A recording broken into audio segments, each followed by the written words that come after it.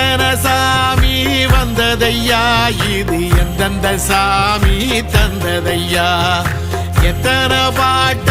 சொன்னதையா, அத சுத்துற பூமி கண்டதையா, அடிச்சு வீசும் காத்துலையும் அந்த தகப்பனாச சுத்துதையா,